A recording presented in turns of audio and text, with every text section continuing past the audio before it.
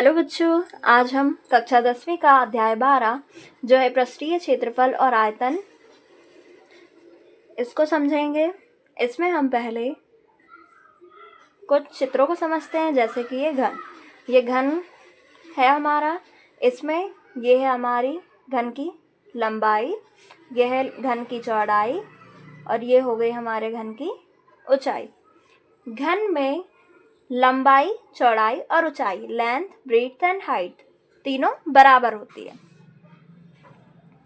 घन में सतह 6 होती है और कोने होते हैं 8, और घनाभ में भी सतह 6 होती है और कोने 8 ही होते हैं। अब ये रहा हमारा दूसरा डायग्राम, घनाभ। घनाभ में ये होगी हमारी चौड़ाई, ये होगी हमारी लंबाई और ये हो जाएगी हमारी, ये जो है ये हो जाएगी ऊंचाई।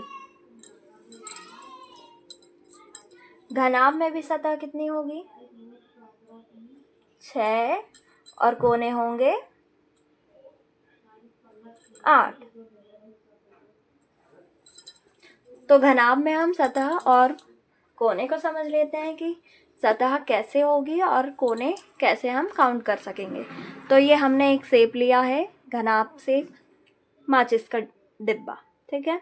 इसमें हम पहले सतह देखते हैं कि सतह 6 है, तो कैसे हम सतह को काउंट करेंगे। देखिए, ये हो गई पहली सतह, ये हो गई दूसरी सतह, ये हो गई तीसरी इधर वाली और ये चौथी सतह, पांचवी सतह ये, और फिर छठवीं सतह हो जाएगी ये वाली।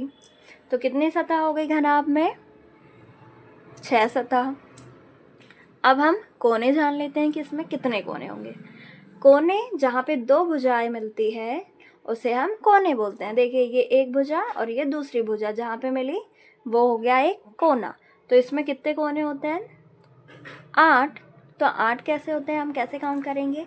1 2 3 4, फिर ये 5 6 7 और ये 8।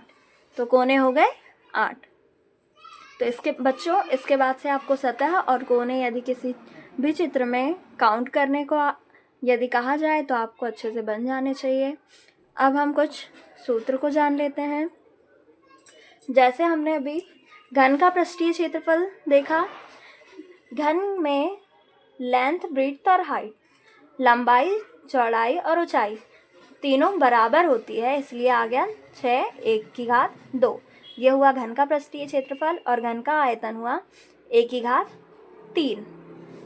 घन सेंटीमीटर में, आयतन आएगा घन सेंटीमीटर में और क्षेत्रफल आता है वर्ग सेंटीमीटर में। अब घनाभ का पढ़ते हैं हम। घनाभ का पृष्ठीय क्षेत्रफल,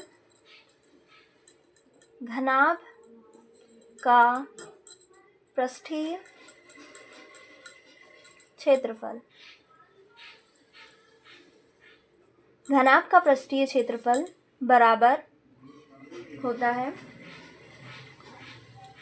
2 ब्रैकेट में लंबाई गुणित चौड़ाई धन चौड़ाई गुणित ऊंचाई धन ऊंचाई गुणित लंबाई। ये होता है हमारा घनाभ का पृष्ठीय क्षेत्रफल। और पृष्ठीय क्षेत्रफल है, क्षेत्रफल आता है, क्षेत्रफल में वर्ग आएगा, यूनिट कुछ भी हो, सेंटीमीटर हो, मीटर हो या किलोमीटर हो, कुछ भी हो, तो क्या वर्ग आता है क्षेत्रफल में और आयतन में आता है घन। अब हम घनाभ का आयतन जानते हैं। घनाभ का आयतन, देखिए, घनाभ में लंबाई, चौड़ाई और ऊंचाई तीनों अलग अलग होती है, लेकिन घन में लंबाई, चौड़ाई और ऊंचाई तीनों बराबर होती है, इसीलिए घन का आयतन होता है 1 की घात 3।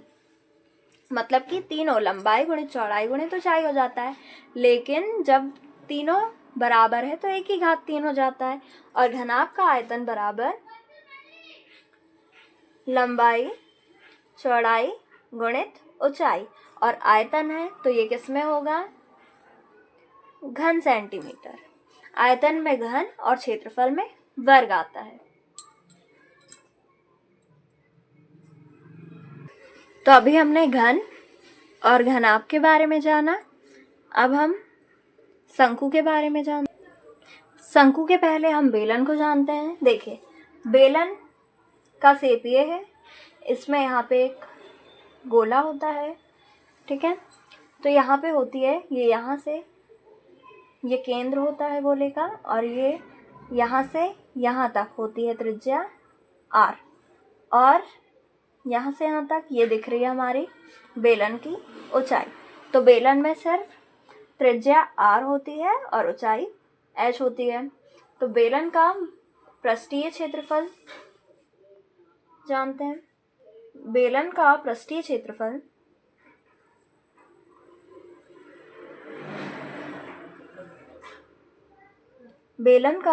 क्षेत्रफल बराबर होता है 2πr/h। ये होता है बेलन का पृष्ठीय क्षेत्रफल का सूत्र। और क्षेत्रफल है तो ये किस में होगा, वर्ग सेंटीमीटर में। अब बेलन का संपूर्ण पृष्ठीय क्षेत्रफल, ये बेलन का यहाँ पे वक्र ऐड करेंगे। बेलन का वक्र पृष्ठीय क्षेत्रफल होता है 2πr/h, और बेलन का संपूर्ण पृष्ठीय क्षेत्रफल, बेलन का संपूर्ण पृष्ठीय क्षेत्रफल, बेलन का संपूर्ण पृष्ठीय क्षेत्रफल 2πr और ब्रैकेट में r+h, ये होता है बेलन का संपूर्ण पृष्ठीय क्षेत्रफल। और क्षेत्रफल है तो किस में होगा, वर्ग सेंटीमीटर में। अब बेलन का आयतन,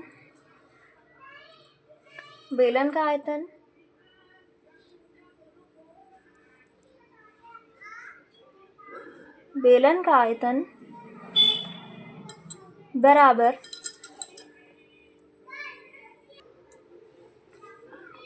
πr का वर्ग h, और आयतन है तो किसमें होगा, घन सेंटीमीटर में। बेलन आकार सभी ने देखा होगा, सभी के घर में सिलेंडर होगा। तो ये हमने जाना बेलन के बारे में। अब हम शंकु के बारे में जानते हैं। देखिए, यह है हमारा शंकु। इसमें यह होगी शंकु की त्रिज्या r, यहाँ से लेके यहाँ तक, और यहाँ से लेके यहाँ तक होगा शंकु की ऊंचाई। ये हो गया r, ये हो गया h, और ये जो है वो होगा l। शंकु में यदि हमें h, r या l किसी का भी मान पता नहीं हो तो हम पाइथागोरस प्रमेय से निकाल सकते हैं। क्योंकि देखिए, ये h, r और l से क्या बन रहा है, एक समकोण त्रिभुज।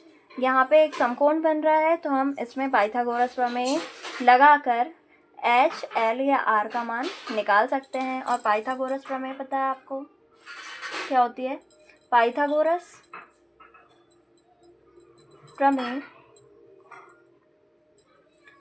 प्रमेय क्या होती है, इसमें l का वर्ग कर्ण का वर्ग बराबर लंब का वर्ग धन आधार का वर्ग। तो इसमें कर्ण क्या है, l, तो l का वर्ग बराबर लंब का वर्ग धन आधार का वर्ग। तो लंब ये है h का वर्ग धन आधार क्या है, r का वर्ग। ये है पाइथागोरस प्रमेय। शंकु में हम लगाकर h, l या r किसी एक का मान नहीं पता हो तो हम निकाल सकते हैं। अब हम शंकु का वक्र पृष्ठीय क्षेत्रफल का सूत्र जानते हैं। शंकु का वक्र पृष्ठीय क्षेत्रफल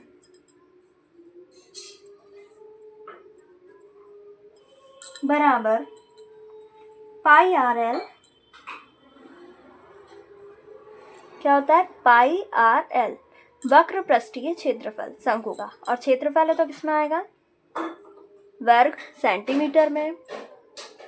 अब शंकु का संपूर्ण पृष्ठीय क्षेत्रफल, शंकु का संपूर्ण पृष्ठीय क्षेत्रफल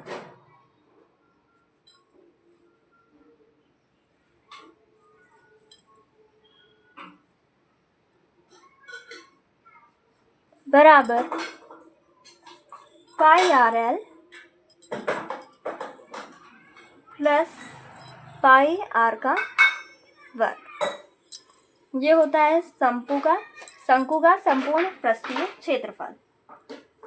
या फिर इसको इस फॉर्म में भी लिख सकते हैं, पाई और आर दोनों में कॉमन है तो पाई आर बाहर निकल जाएगा और एल यहाँ पे बच जाएगा एल और यहाँ पे बच जाएगा आर। तो ये काय में आएगा क्षेत्रफल, वर्ग सेंटीमीटर में। अब बच गया शंकु का आयतन। शंकु का आयतन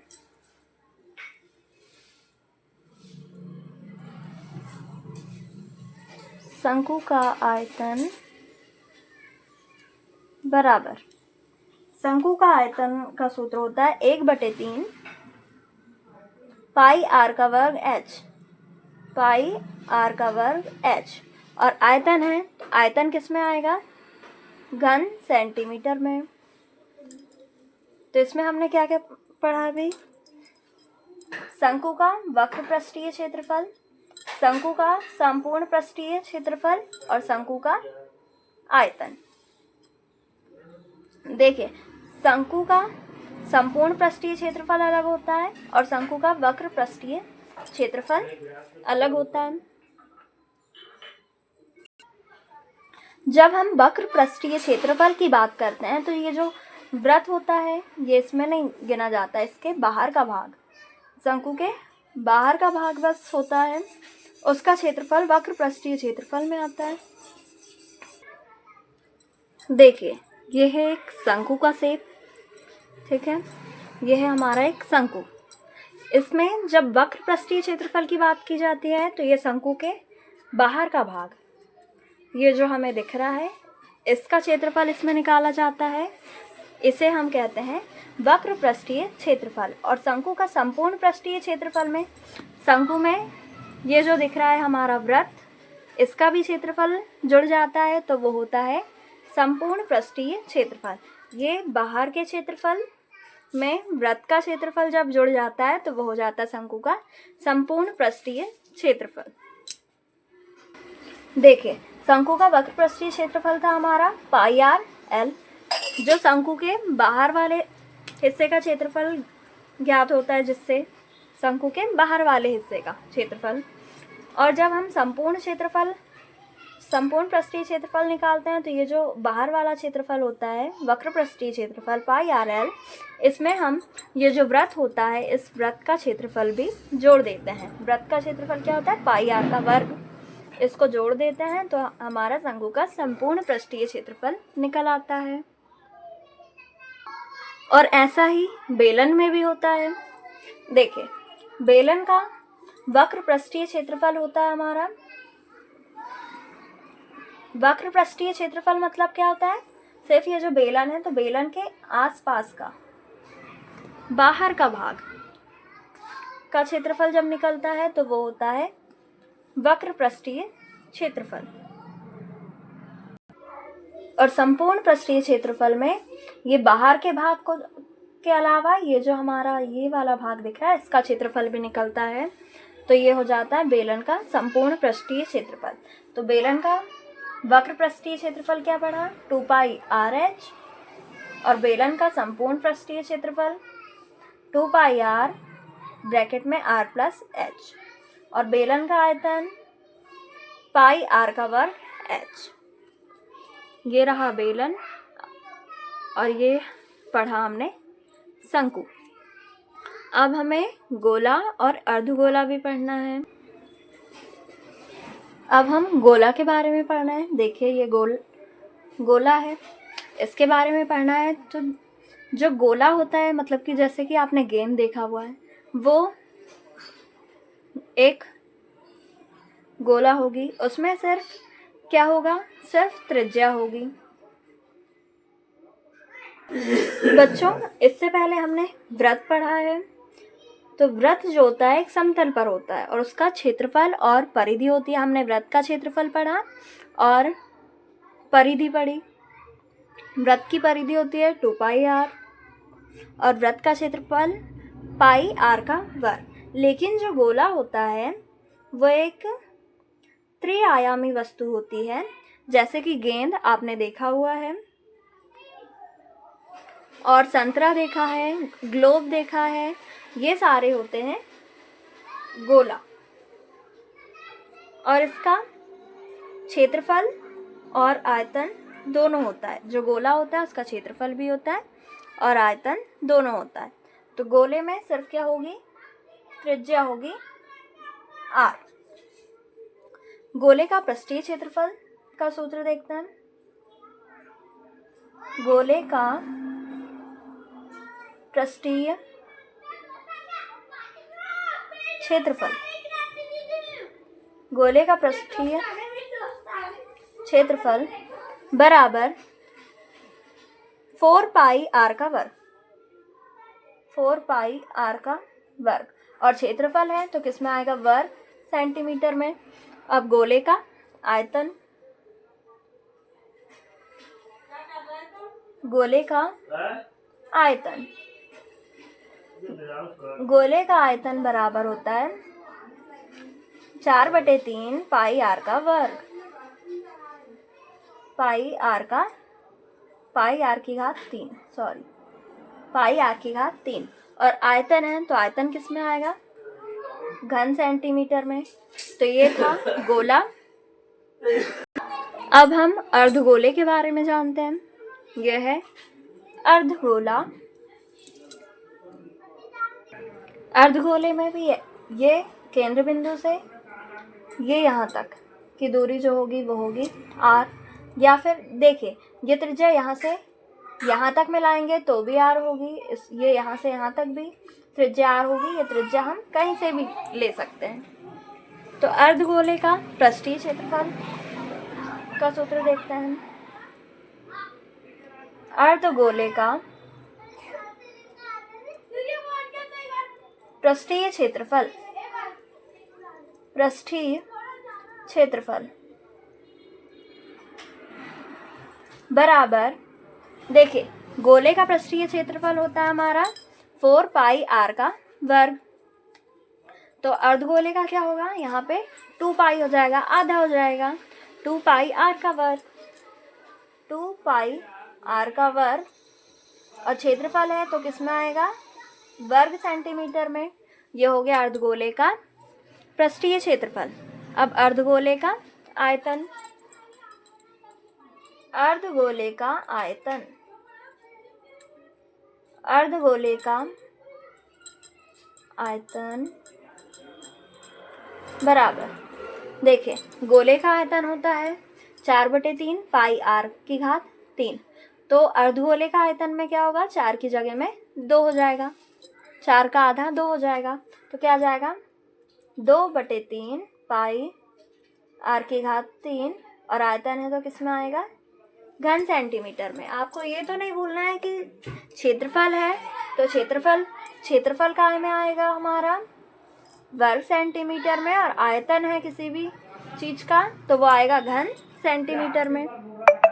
बच्चों, अब हम प्रश्नावली 12.1 को हल करते हैं।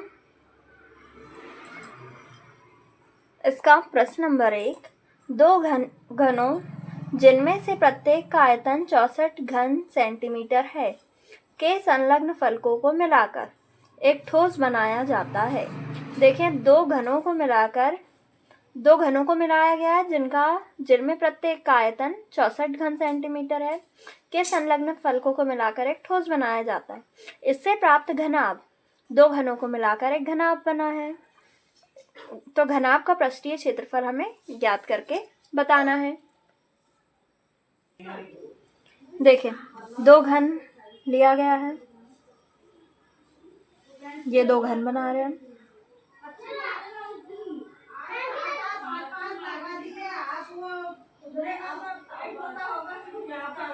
देखिए ये बना एक घन और इसमें एक और घन को जोड़ा गया है।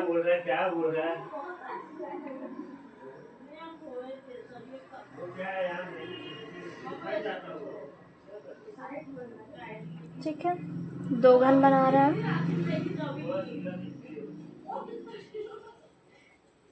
इधर लेते हैं।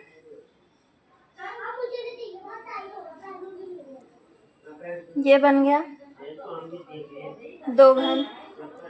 ये दो घनों को हमें जोड़ना है आपस में। ये दोनों घन जुड़ेंगे और क्या बनेगा, एक घनाभ। जब ये दोनों घन जुड़ जाएंगे तो ये बन गया हमारा घनाभ।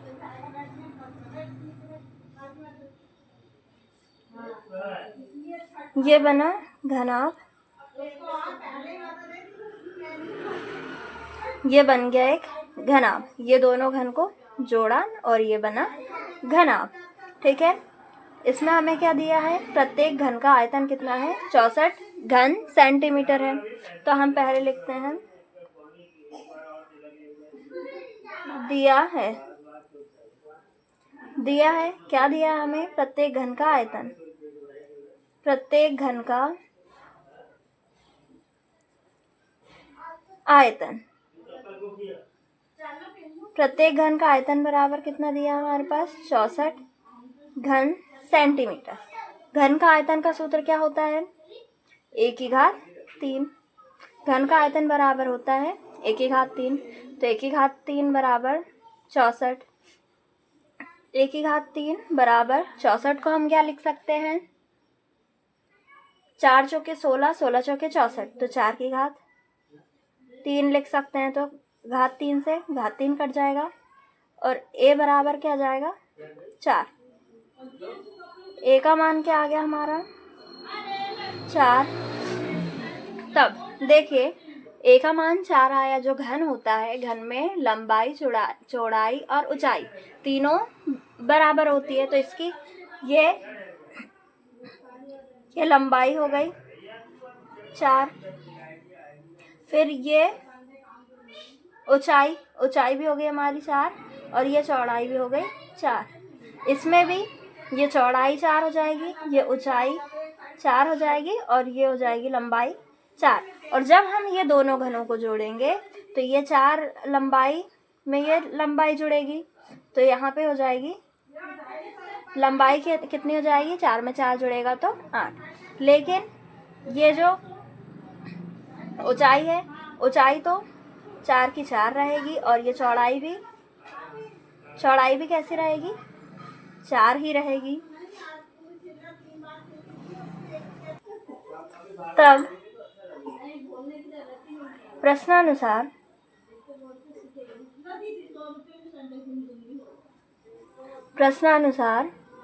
जब हम दोनों घनों को आपस में जोड़ेंगे, लिखते हैं, दोनों घनों को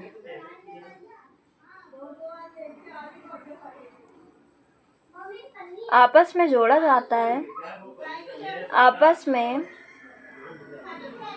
जोड़ा जाता है।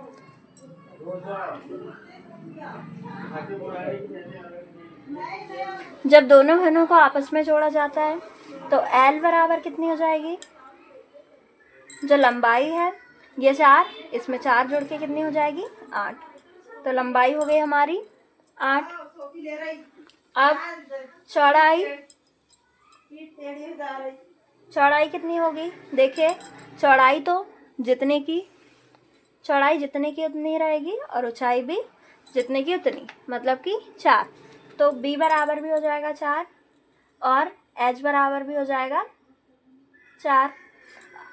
और हमें क्या ज्ञात करना है, देखिए जो घनाभ बना है, घनाभ का पृष्ठीय क्षेत्रफल ज्ञात करना है। तो हम घनाभ का पृष्ठीय क्षेत्रफल का सूत्र लगाएंगे।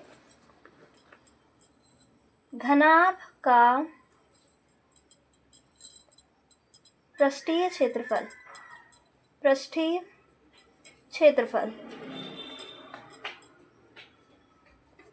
घनाभ का पृष्ठीय क्षेत्रफल बराबर क्या होता है? 2 गुणित लंबाई गुणित चौड़ाई धन चौड़ाई गुणित ऊंचाई धन ऊंचाई गुणित लंबाई।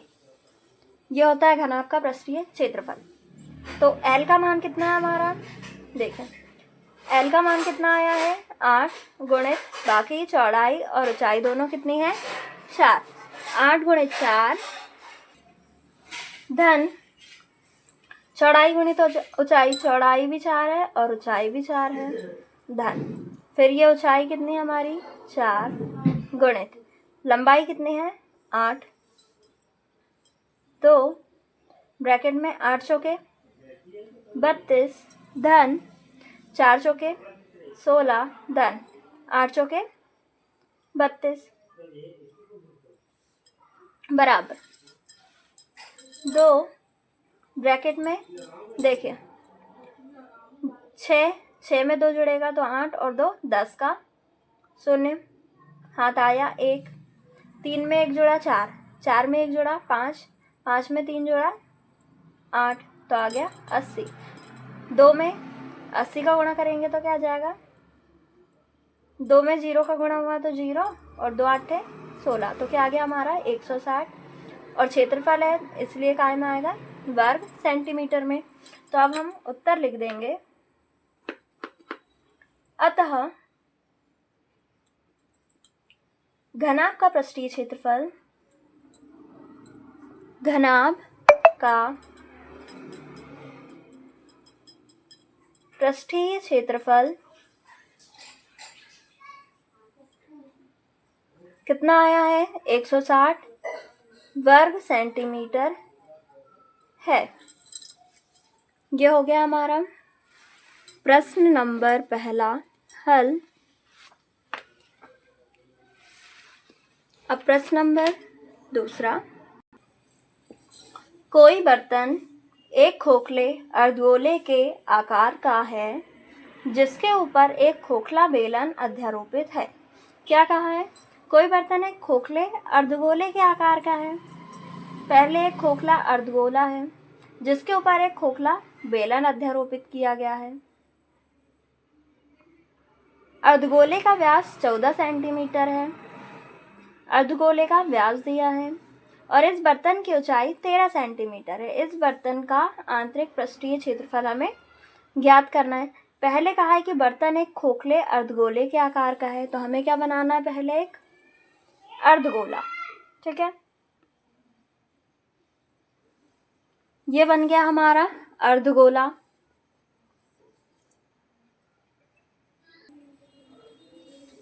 जिसके ऊपर एक खोखला बेलन अध्यारोपित है, यह हुआ हमारा खोखला अर्धगोला।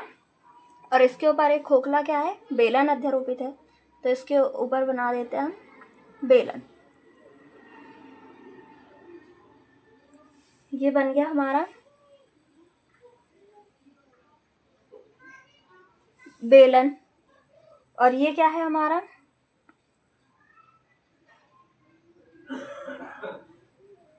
ये नीचे का है हमारा अर्धगोला और ये ऊपर का है हमारा बेलन। तो ये दोनों क्या होगी? ये बेलन की त्रिज्या और ये खोखले अर्धगोले की त्रिज्या होगी। ठीक है, अर्धगोले का व्यास दिया है 14 सेंटीमीटर। अर्धगोले का व्यास कितना दिया है हमें? 14 सेंटीमीटर। तो त्रिज्या कितनी हो जाएगी हमारी? 14 का आधा 7 सेंटीमीटर क्या हो जाएगी हमारी? 7 सेंटीमीटर हो जाएगी हमारी त्रिज्या। जितनी खोखले अर्धगोले की होगी उतनी ही बेलन की भी होगी त्रिज्या। और इस बर्तन की कुल ऊंचाई कितनी है? 13 सेंटीमीटर। इसकी यहाँ से लेके यहाँ तक की जो कुल ऊंचाई है वो कितनी है? 13 सेंटीमीटर है।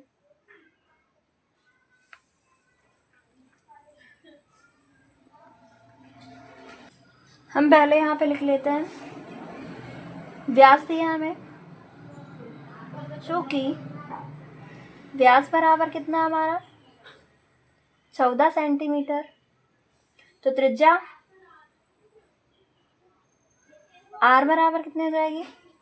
7, जो हमने अभी लिया 7 सेंटीमीटर।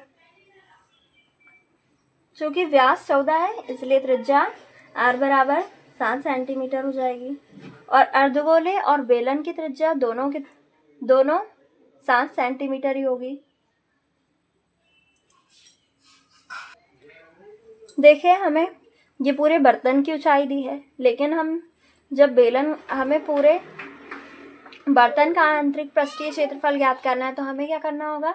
इसमें बेलन का पृष्ठीय क्षेत्रफल ज्ञात करना होगा और फिर अर्धगोले का पृष्ठीय क्षेत्रफल।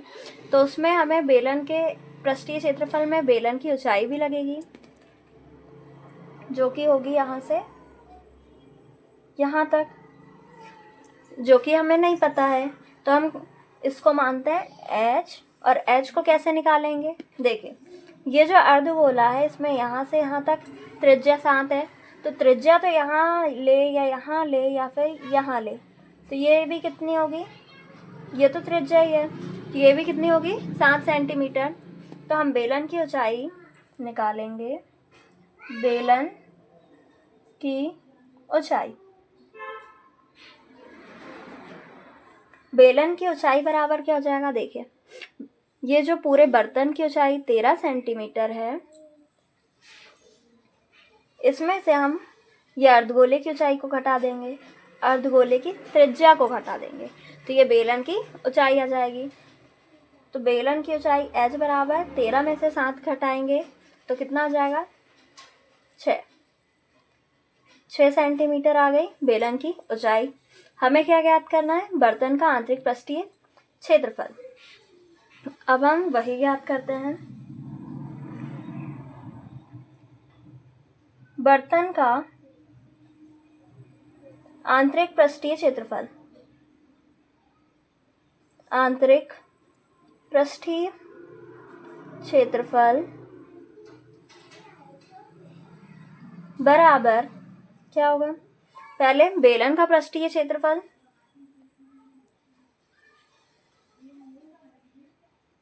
बेलन का पृष्ठीय क्षेत्रफल, और इसमें जुड़ेगा अर्धगोले का पृष्ठीय क्षेत्रफल, अर्धगोले का पृष्ठीय क्षेत्रफल।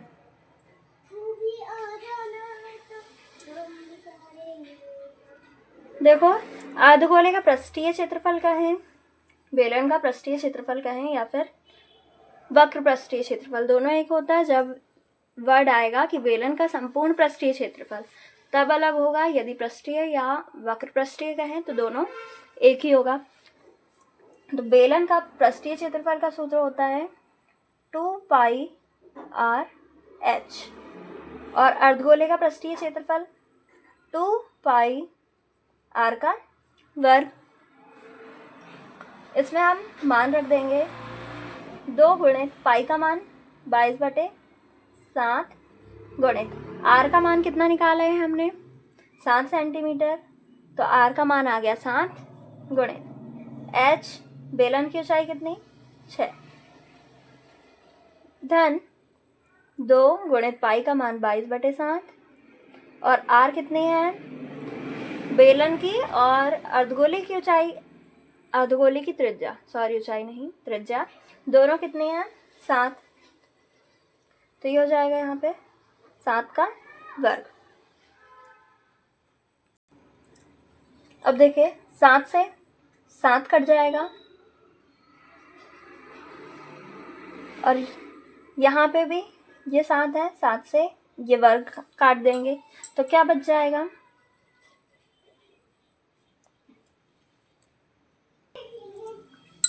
2 का गुणा 22 में करेंगे तो 22 दूनी 44 गुणित 6, धन अब 2 का गुणा 22 में होगा तो 22 दूनी 44 गुणित, यहाँ पे एक बच जाएगा 7। देखिए, 44 में गुणा करेंगे 6 का, 6 चौके 24 का 4 हाथ आया 2, 6 चौके 24 और 2 हो जाएगा 26, धन अब 7 का गुणा 44 में करेंगे, 7 चौके 28 का 8 हाथ आया 2, 7 चौके 28, 28 में 2 जोड़ेंगे तो आ जाएगा 30।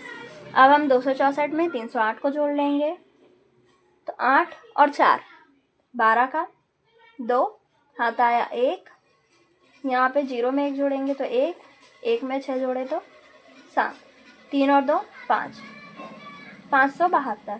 ये क्षेत्रफल है, इसलिए ये काम में आएगा वर्ग सेंटीमीटर में। हमें क्या ज्ञात करना था? बर्तन का आंतरिक पृष्ठीय क्षेत्रफल। तो हम उत्तर लिख देंगे, उत्तर बेलन का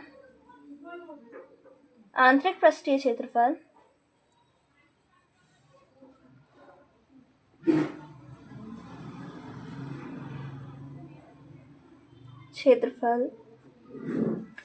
कितना आया? 572 वर्ग सेंटीमीटर है। ये हो गया हमारा प्रश्न नंबर दूसरा।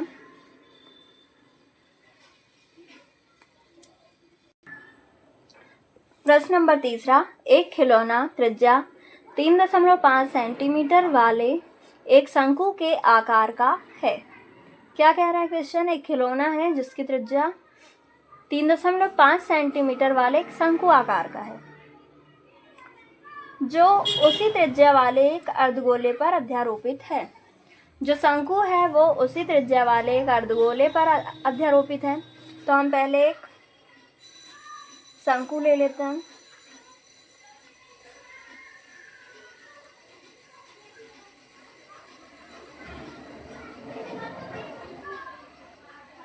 ये बना हमारा एक शंकु। ये किस पे अध्यारोपित है? जो उसी त्रिज्या वाले एक अर्धगोले पर अध्यारोपित है। तो अब हम एक अर्धगोला बना लेते हैं। ये बन गया हमारा अर्धगोला। अर्धगोले पर अध्यारोपित है, यहाँ जाएगा। और इसकी त्रिज्या कितनी दी है हमें त्रिज्या दी है 3.5 सेंटीमीटर। शंकु की त्रिज्या और अर्धगोले की त्रिज्या दोनों की कितनी है? 3.5 सेंटीमीटर। इस खिलौने की संपूर्ण ऊंचाई 15.5 सेंटीमीटर है। इसकी संपूर्ण ऊंचाई कितनी है? यहाँ से यहाँ तक की ऊंचाई कितनी है? 15.5 सेंटीमीटर ऊंचाई है। इस खिलौने का संपूर्ण पृष्ठीय क्षेत्रफल हमें ज्ञात करना है। देखिए, इसमें हमें शंकु की ऊंचाई नहीं पता है, तो हम शंकु की ऊंचाई कैसे निकालेंगे? ये पूरी ऊंचाई कितनी है? 15.5, और ये यहाँ से लेके यहाँ तक त्रिज्या 3.5 है। तो यहाँ से नीचे तक भी त्रिज्या कितनी होगी? ये भी अर्धगोले की त्रिज्या है, ये भी कितनी होगी? 3.5 सेंटीमीटर। तो हम क्या करेंगे? 15.5 सेंटीमीटर में से 3.5 सेंटीमीटर घटा देंगे तो शंकु की ऊंचाई आ जाएगी। अभी शंकु की ऊंचाई हम h ले लेते हैं। शंकु की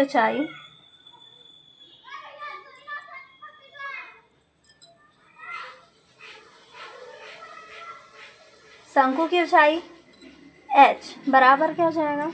देखिए, ये 15.5 जो है, इसमें से हम घटाएंगे 3.5,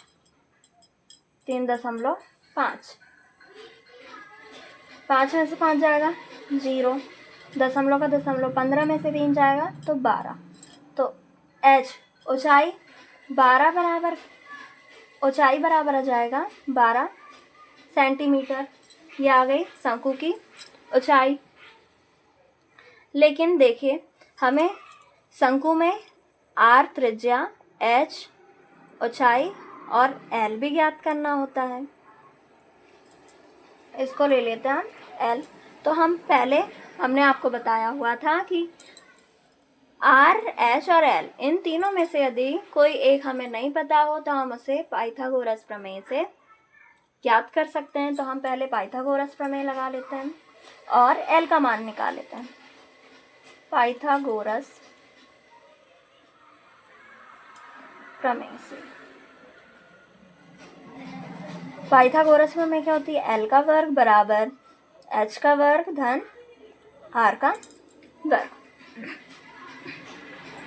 आर हमें दिया है, आर बराबर कितना है 3.5 सेंटीमीटर।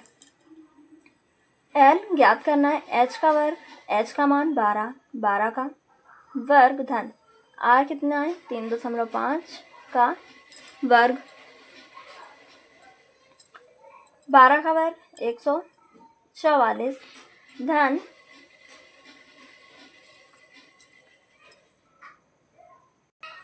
जब हम 3.5 में 3.5 का गुणा करेंगे तो आ जाएगा 12.25।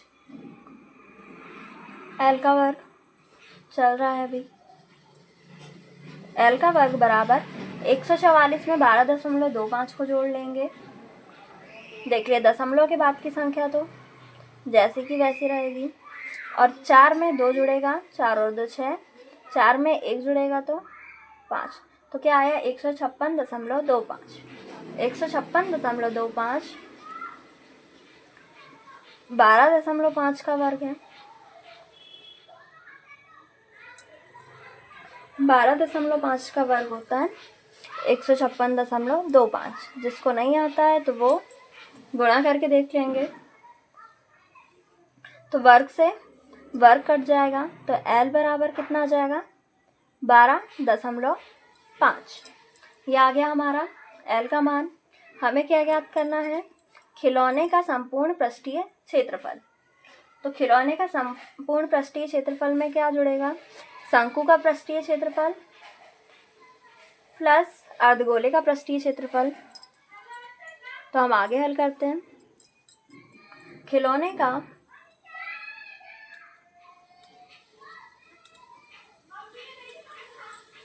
संपूर्ण पृष्ठीय क्षेत्रफल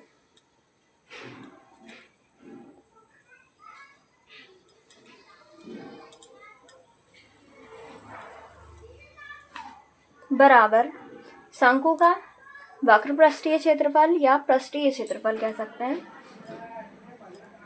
क्या आएगा, शंकु का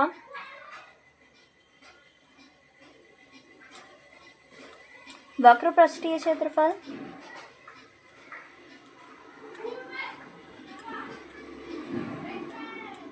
धन, इसमें एक और क्या है, शंकु के साथ में अर्धगोला, अर्धगोले का पृष्ठीय क्षेत्रफल,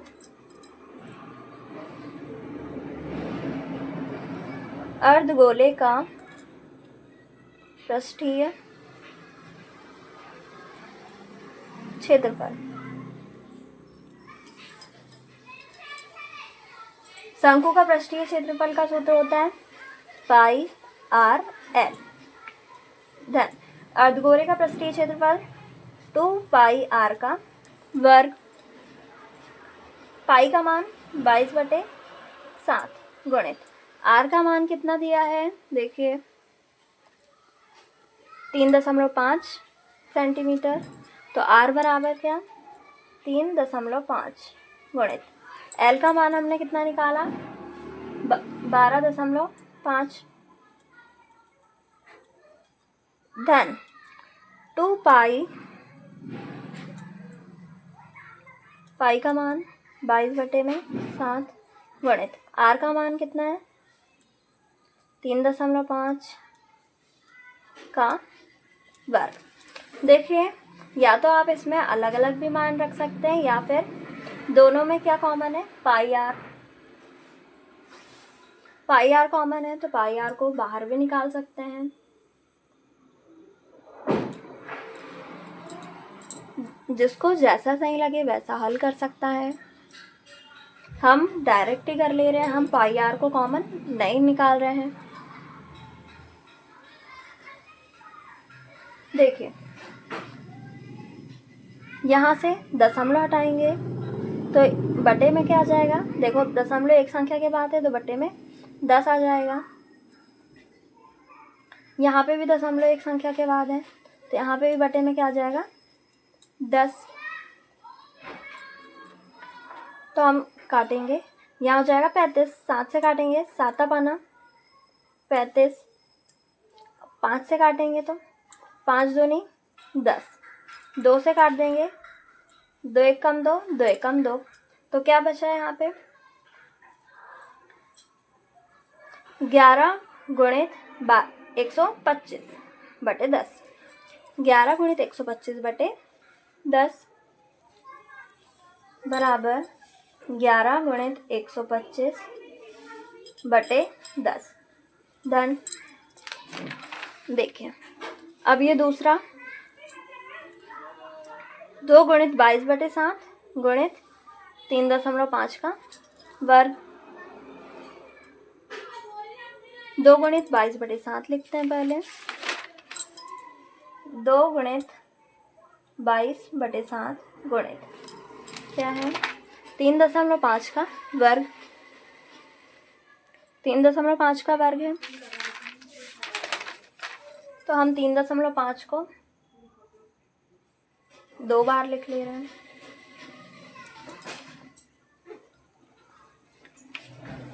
दशमलव हटाएंगे तो यहाँ पे भी बटे में 10 आ जाएगा, यहाँ पे भी दशमलव हटाएंगे तो बटे में आ जाएगा 10।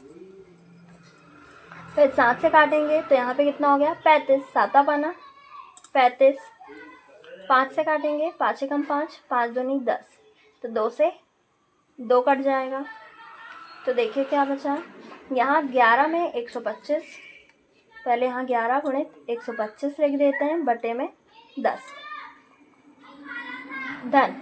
यहाँ पे कितना 22 गुणित 35 बटे में 10 इतना बचा है। अब हम 125 को 10 से काटते हैं। देखिए 2 से काट ले, 5 से काट लेते हैं, ठीक है। 5 दूनी 10, यहाँ पे हुआ 5 दूनी 10, बचेगा 2, फिर 5 25। अब यहाँ पे भी काट लेते हैं 2 से। 2 पंचे 10, 2 एक कम 2, 2 एक कम 2। 5 से काटेंगे तो पाना साना 35, पाना साते 35, तो देखिए क्या आ गया 25 में 11 का गुणा करेंगे।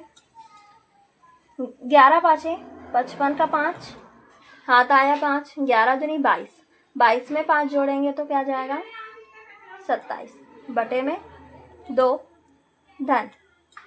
11 में 7 का गुणा करेंगे, 11 साते 77। अब हम 2 का भाग दे देते हैं,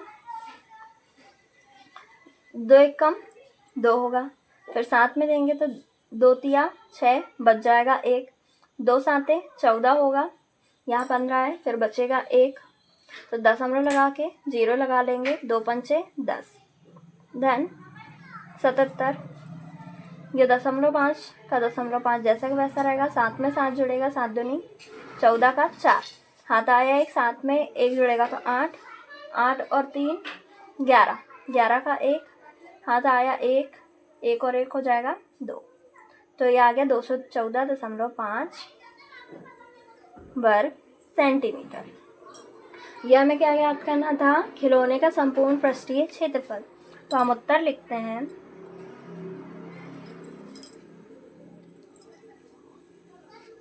अतः खिलौने का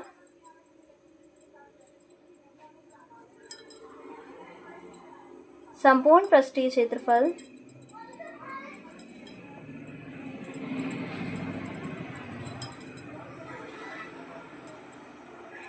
214.5 वर्ग सेंटीमीटर है। ये हो गया हमारा प्रश्न नंबर 3 हल।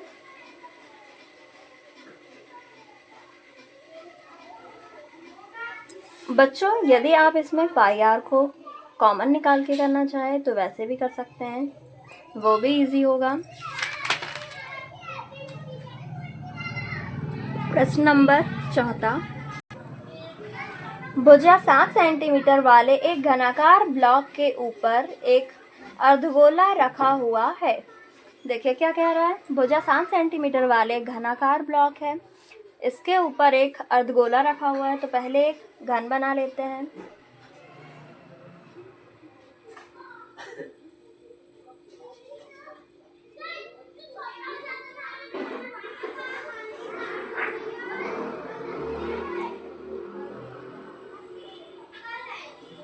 ये बन गया हमारा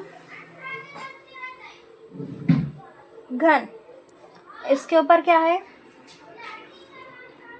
घनाकार ब्लॉक के ऊपर एक अर्धगोला रखा है। तो यह अर्धगोला बना देते हैं यहाँ से।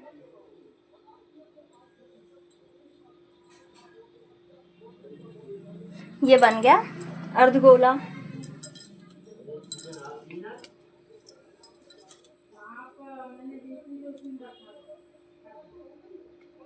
ये बन गया हमारा अर्धगोला। और भुजा कितनी दी है घन की, 7 सेंटीमीटर। ये कितने दिए, 7 सेंटीमीटर।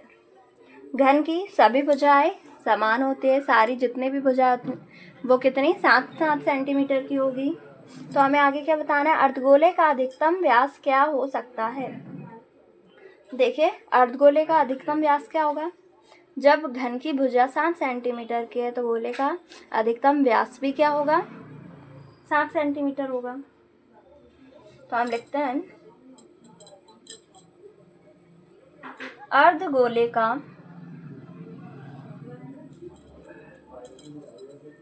अधिकतम व्यास बराबर क्या होगा, 7 सेंटीमीटर। और त्रिज्या क्या होगी, r बराबर 7/2, ये हो जाएगी त्रिज्या। अब आगे क्या कह रहा है, इस प्रकार बने ठोस का पृष्ठीय क्षेत्रफल ज्ञात कीजिए। हमें ठोस का पृष्ठीय क्षेत्रफल ज्ञात करना है, तो हमें क्या करना होगा, पहले घन का पृष्ठीय क्षेत्रफल और इसमें अर्धगोले का पृष्ठीय क्षेत्रफल जोड़ना होगा। तो हम लिखते हैं ठोस का पृष्ठीय क्षेत्रफल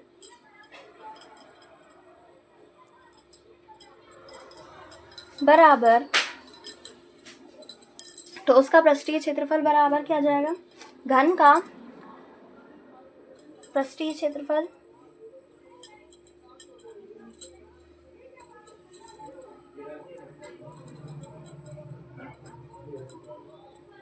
घन का पृष्ठीय क्षेत्रफल, इसमें क्या जोड़ेंगे, यहाँ पे अर्धगोला है तो अर्धगोले का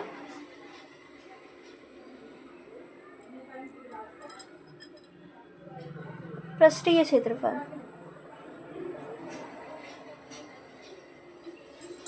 देखिए हमें ये जो ठोस है, जो हमें बाहर से दिख रहा है, इस प्रकार जो ठोस बना है उसका पृष्ठीय क्षेत्रफल निकालना है। लेकिन जब ये घन में हम ये अर्धगोले को अध्यारोपित करेंगे तो जो इसका ये यहाँ से जो गोल वाला भाग है, ये जो गोल वाला भाग है, इसका पृष्ठीय क्षेत्रफल हमें, ये जो वृत्त दिख रहा है यहाँ पे, इसका क्षेत्रफल हमें क्या करना होगा, घटाना होगा। अर्धगोले में यहाँ पे जो वृत्त बनेगा, जो घन पे अध्यारोपित होगा, उसका क्षेत्रफल हमें घटाना होगा। इसलिए हम इसमें से क्या घटा देंगे, वृत्त का क्षेत्रफल। वृत्त का क्षेत्रफल इसमें से हम क्या करेंगे, घटा देंगे। देखिए घन का पृष्ठीय क्षेत्रफल का सूत्र क्या होता है, 6a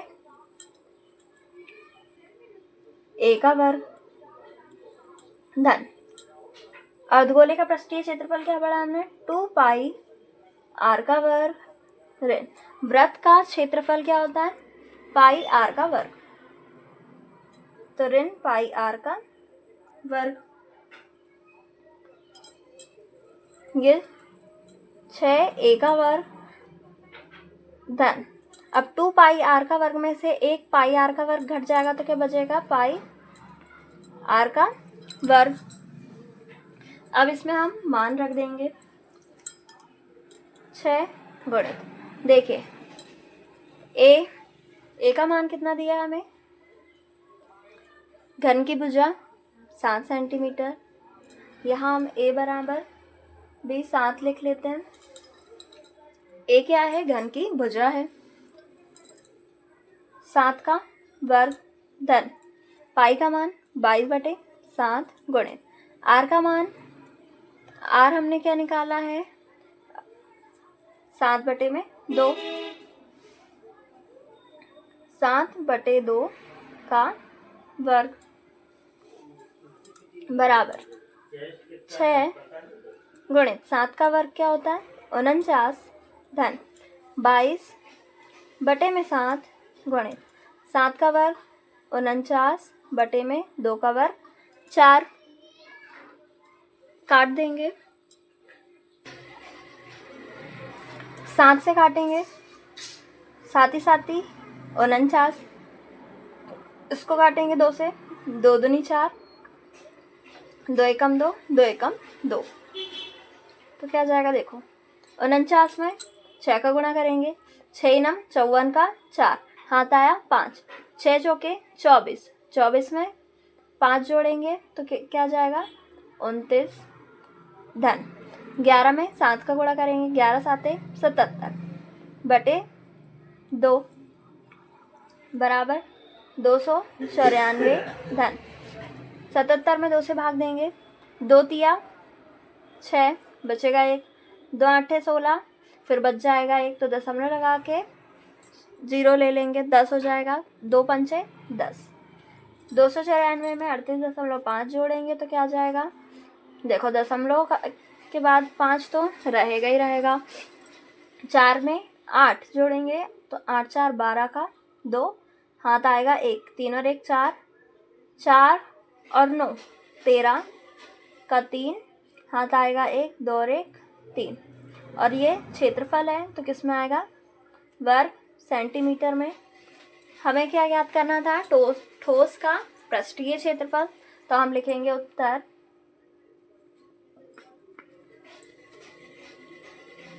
ठोस का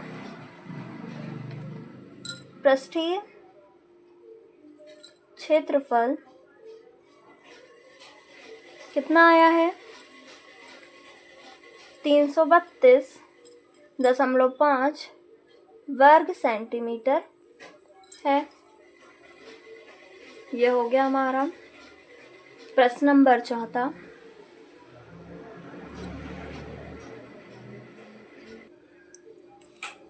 प्रश्न नंबर 5, एक घनाकार ब्लॉक के एक फलक को अंदर की ओर से काटकर एक अर्धगोलाकार गड्ढा इस प्रकार बनाया गया है कि अर्धगोले का जो व्यास है वो घन के एक किनारे के बराबर है। शेष बचे ठोस का पृष्ठीय क्षेत्रफल ज्ञात कीजिए। देखिए क्या कहा गया है, पहले घनाकार ब्लॉक के एक फलक को अंदर की ओर से काटकर एक अर्धगोलाकार गड्ढा बनाया गया है। तो पहले एक घन बना लेते हैं।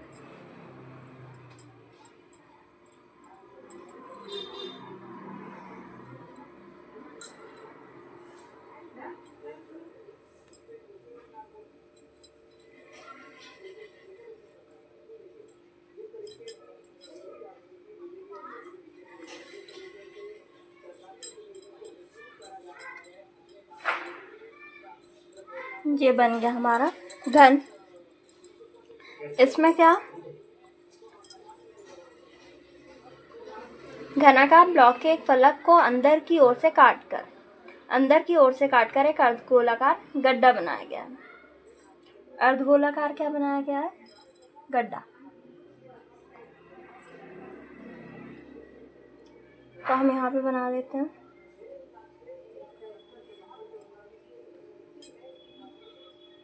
ये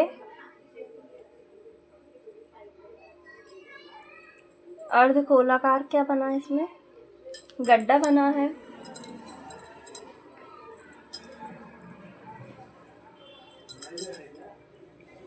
तो हमें क्या बताना है, और इस प्रकार बना है कि अर्धगोले का व्यास जो है घन के एक किनारे के बराबर है।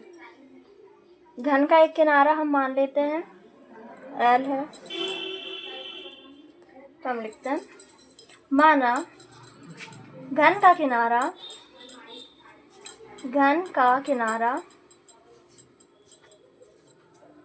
बराबर क्या L। तो अर्धगोले का जो व्यास है वो घन के एक किनारे के बराबर है, तो अर्धगोले का व्यास क्या हो जाएगा? अर्धगोले का व्यास जो है वो घन के किनारे के बराबर है, तो अर्धगोले का व्यास भी हो जाएगा L। तो त्रिज्या R बराबर क्या हो जाएगा? L/2 ये हो जाएगी त्रिज्या। हमें ज्ञात क्या करना है? शेष बचे ठोस का पृष्ठीय क्षेत्रफल। हमें ठोस का पृष्ठीय क्षेत्रफल ज्ञात करना है, जो शेष बच रहा है। शेष बचे ठोस का पृष्ठीय क्षेत्रफल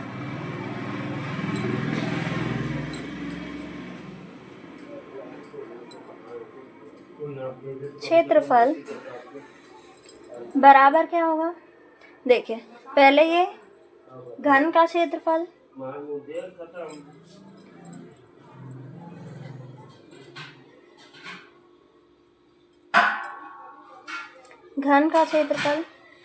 देखिए कोई यदि बोले कि ये घन है और इसमें से अर्धगोले का जो है, जैसे एक घन है वो मिट्टी का बना हुआ है और उसमें से हमने खोद के उसमें एक से मिट्टी निकाल लिया और अर्धगोला बना लिया उसके अंदर गड्ढा करके। तो क्या करेंगे? घन में से अर्धगोले को घटा देंगे, लेकिन ऐसा नहीं करेंगे। जब हम मिट्टी के घन से जब हम मिट्टी को निकालेंगे गड्ढा करने के लिए, तो उसमें आयतन कम होगा लेकिन क्षेत्रफल तो बढ़ेगा। क्षेत्रफल कम नहीं होगा, आयतन घटेगा और क्षेत्रफल बढ़ेगा। तो इसमें क्या करेंगे? जोड़ेंगे अर्धगोले का क्षेत्रफल, घन के क्षेत्रफल में अर्धगोले का क्षेत्रफल जोड़ेंगे, और इसमें जो यहाँ पे वृत्त बनेगा वो भी हमें घटाना होगा। तो ऋण वृत्त का क्षेत्रफल, तो घन का क्षेत्रफल का सूत्र क्या होता है? 6a का वर्ग धन अर्धगोले का क्षेत्रफल 2πr का वर्ग ऋण वृत्त का क्षेत्रफल क्या होता है? πr का वर्ग बराबर 6a का वर्ग धन 2πr का वर्ग में से 1πr का वर्ग घट जाएगा, तो क्या हो जाएगा? πr का वर्ग। 6a का मान क्या है? L। इसमें हमने क्या माना है? घन का जो किनारा L है, तो एक ही जगह पे हम रख देंगे L का वर्ग धन पाई। R कितना निकला हमारा? L/2, तो R की जगह में रख देंगे हम L/2 का वर्ग बराबर 6L का वर्ग धन पाई का मान नहीं रखेंगे हम, पाई L का वर्ग बटे में क्या हो जाएगा? 2 का वर्ग 4, दोनों का एलसीएम ले लेंगे, तो एलसीएम क्या आ जाएगा? इसके बटे में कुछ नहीं है, मतलब कि क्या है? 1 है। 1 और 4 का एलसीएम लेंगे तो क्या आ जाएगा? 4। अब इसके बटे में 1 है, 1 में 4 में 1 से कितने का भाग देना पड़ेगा? तब 4 में 1 से भाग देंगे तो कितना आएगा? 4। तो 4 का गुणा 6 में कर देंगे, 4 6 24 L का वर्ग धन पाई। इसके बटे में ऑलरेडी 4 है तो गुणा नहीं होगा, 1 का गुणा होगा सिर्फ। ये दोनों में एल का वर्ग कॉमन ले लेते हैं, 24 धन यहाँ पे क्या बच जाएगा पाई बटे में 4। तो इसको 1/4 लिख देते हैं हम, बराबर 1/4 एल का वर्ग और ब्रैकेट में 24 धन पाई। तो ये जो शेष बचे ठोस का पृष्ठीय क्षेत्रफल आ गया हमारा 1/4 एल का वर्ग 24 धन पाई। आपको उत्तर बराबर लिखना है। अतः शेष बचे ठोस का पृष्ठीय क्षेत्रफल 1/4 एल का वर्ग 24 धन पाई या पाई धन 24 भी लिख सकते हैं, और क्षेत्रफल है तो वर्ग सेंटीमीटर है। यह आपको लिखना है। यह हो गया हमारा प्रश्न नंबर 5वां हल।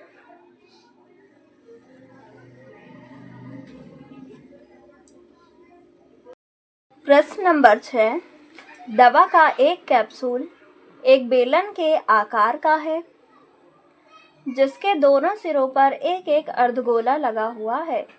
देखिए, यह हमें दवा का एक कैप्सूल दिख रहा है जो कि एक बेलन के आकार का है और जिसके दोनों सिरों, एक इधर भी और इधर भी, एक एक अर्धगोला लगा हुआ है। पर पूरे कैप्सूल की लंबाई कितनी 24 mm है और उसका व्यास 5 mm है। व्यास कितना 5 mm है। इसका पृष्ठीय क्षेत्रफल ज्ञात कीजिए। हमें इसका पृष्ठीय क्षेत्रफल ज्ञात करना है। देखिए, ये बेलन है बीच में और दोनों साइड क्या लगे हैं अर्धगोले लगे हैं। बेलन और अर्धगोले की पूरी ये इस कैप्सूल की जो लंबाई है वो कितनी है 14 mm और व्यास कितना है 5 mm। हमें इसका पृष्ठीय क्षेत्रफल ज्ञात करना है। तो पृष्ठीय क्षेत्रफल में हमें क्या लेना होगा, पहले बेलन का पृष्ठीय क्षेत्रफल में 2 अर्धगोले का पृष्ठीय क्षेत्रफल जोड़ना होगा, तब हम इस कैप्सूल का पृष्ठीय क्षेत्रफल निकाल पाएंगे। तो इसे हल करते हैं। देखिए, प्रश्न नंबर 6 में हमें ये कैप्सूल दी है। इसमें एक बेलन है और आजू बाजू में क्या है 2 अर्धगोले लगे हुए हैं। तो अर्धगोले कैसे होंगे, ये एक इधर भी अर्धगोला लगा है और ये एक इधर भी अर्धगोला लगा है और ये बीच में क्या है हमारा बेलन है। और देखिए, इसका व्यास कितना दिया है 5 mm। तो इसका आधा करेंगे हम, 5 mm का आधा करेंगे तो क्या आ जाएगी त्रिज्या। यहाँ से यहाँ तक क्या होगी अर्धगोले की त्रिज्या होगी और यहाँ से यहाँ तक भी क्या होगी अर्धगोले की त्रिज्या होगी और ये यहाँ से लेके यहाँ तक होगी बेलन की ऊंचाई। हम पहले लिखते हैं, दिया है, क्या दिया है कैप्सूल की लंबाई दी है। पहले तो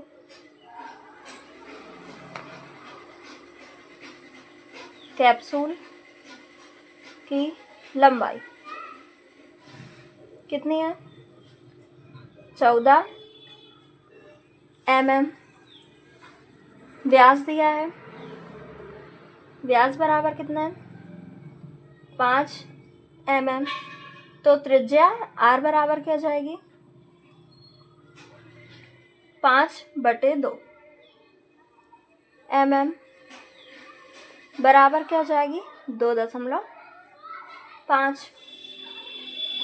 ये आई त्रिज्या r।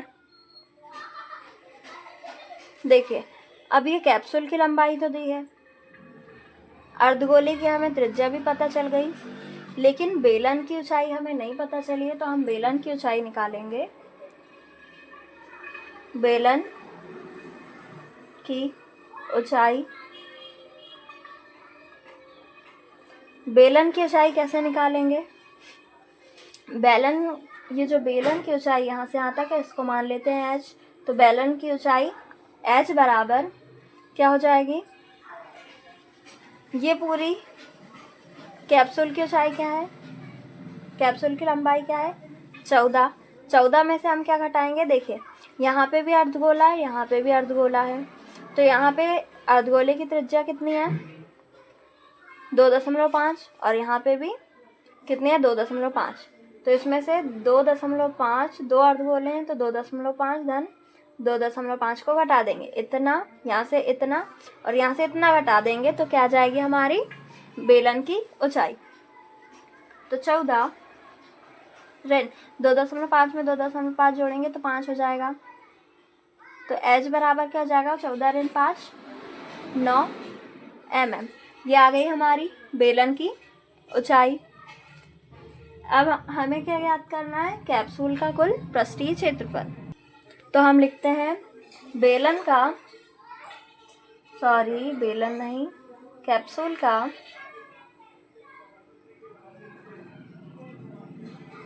कुल पृष्ठीय क्षेत्रफल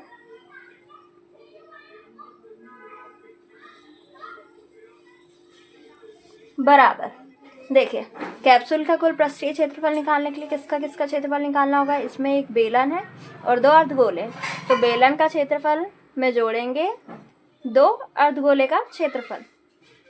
तो क्या लिखेंगे? बेलन का पृष्ठीय क्षेत्रफल या वक्र पृष्ठीय क्षेत्रफल धन दो अर्धगोले का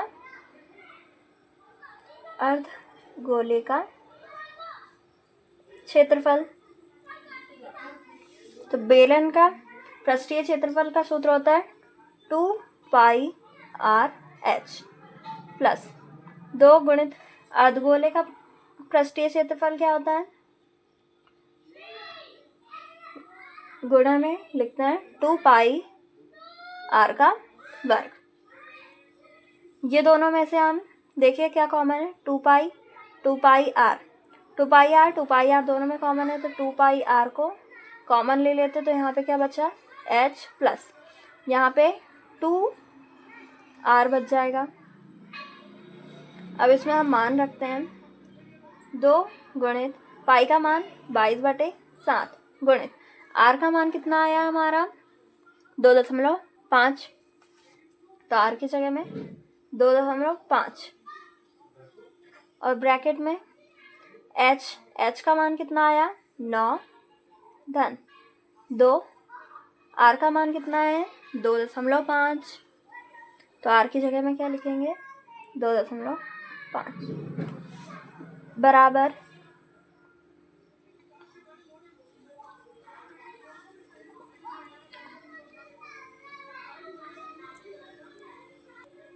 देखिए 2.5 को हम 5/2 भी लिख सकते हैं, तो हम 2.5 की जगह में 5/2 लिख देंगे।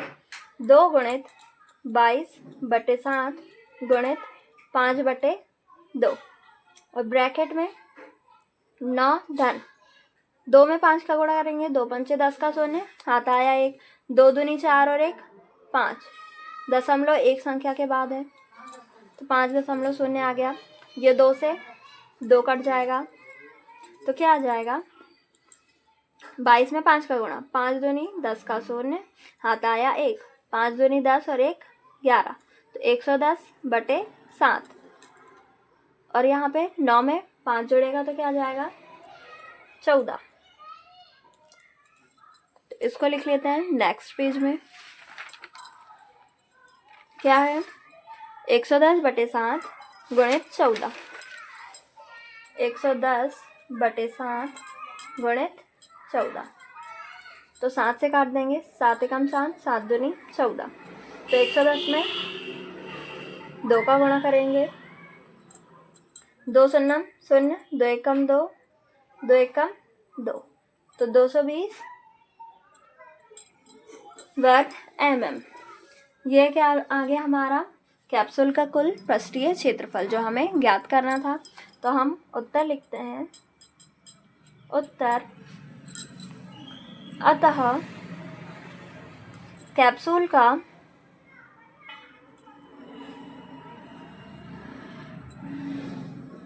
कुल पृष्ठीय क्षेत्रफल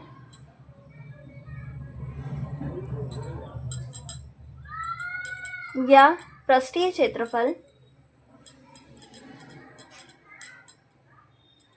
कितना आया है 220 वर्ग mm है। ये हो गया हमारा प्रश्न नंबर 6वां हल, जिसमें हमें कैप्सूल का पृष्ठीय क्षेत्रफल निकालना था। अब प्रश्न नंबर 7वां। प्रश्न नंबर 7, कोई तंबू एक बेलन के आकार का है जिस पर एक शंकु अध्यारोपित है। एक तंबू की बात की जा रही है जो बेलन आकार का है और उस पर एक शंकु अध्यारोपित किया गया है। इस बेलनाकार भाग की ऊंचाई और व्यास क्रमशः कितने दिए हैं 21 m और 4 m। ऊंचाई है 21 m बेलन की और व्यास है 4 m तथा शंकु की तिर्यक ऊंचाई है 2.8 m।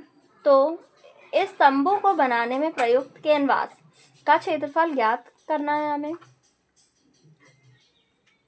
और साथ ही ₹500 प्रति वर्ग मीटर की दर से इसमें प्रयुक्त कैनवास की लागत भी ज्ञात करना है। और क्या लिखा है, ध्यान दीजिए कि तंबू के आधार को कैनवास से नहीं ढका गया है। जो आधार है उसको कैनवास से ढका नहीं गया है। कोई तंबू एक बेलन के आकार का है, उस पर एक शंकु अध्यारोपित है। तो हम पहले एक बेलन बनाते हैं और उस पर शंकु अध्यारोपित करते हैं। पहले हम एक बेलन बना रहे हैं।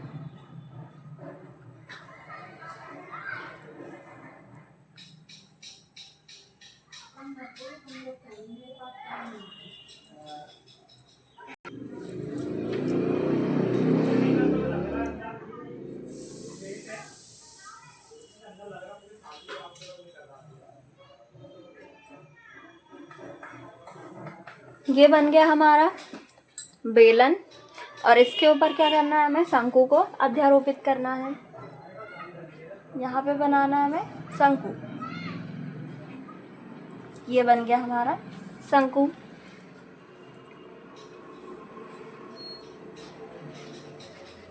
ये हो जाएगी बेलन की त्रिज्या और ये हो जाएगी बेलन की ऊंचाई। ये हो जाएगी बेलन की ऊंचाई और ये हो जाएगी त्रिज्या और यहाँ से यहाँ तक हो जाएगी शंकु की ऊंचाई। ये बन गया हमारा तंबू। तो हमने बेलन भी बना लिया और शंकु भी अध्यारोपित कर दिया। यदि बेलनाकार भाग की ऊंचाई कितनी, ऊंचाई दी है 2.1 m और व्यास है 4 m। 2.1 m ऊंचाई और 4 m क्या है, व्यास है। तो बेलन की ऊंचाई कितनी है 2.1 m और व्यास है 4। तो त्रिज्या कितनी हो जाएगी हमारी 2 m। 4 का आधा करेंगे तो 2 m हो जाएगी हमारी बेलन की त्रिज्या। तथा शंकु की तिर्यक ऊंचाई 2.8 मीटर है। शंकु की तिर्यक ऊंचाई दी है 2.8। शंकु की तिर्यक ऊंचाई क्या दी है 2.8 m। ये हो गई शंकु की तिर्यक ऊंचाई। आगे देखते हैं। तो इस तंबू को बनाने में प्रयुक्त कैनवास का क्षेत्रफल ज्ञात कीजिए। तो हमें क्या करना है, इस तंबू को बनाने में कैनवास का क्षेत्रफल ज्ञात करना है। तो पहले क्षेत्रफल ज्ञात करते हैं। पहले लिखते हैं, दिया है, क्या क्या दिया है, व्यास दिया है बेलन का व्यास कितना दिया है 4m। तो त्रिज्या r बराबर क्या आ गई हमारी 2m। ऊंचाई कितनी दी है बेलन की ऊंचाई कितनी दी है 2.1 मीटर। शंकु की तिर्यक ऊंचाई, शंकु की तिर्यक ऊंचाई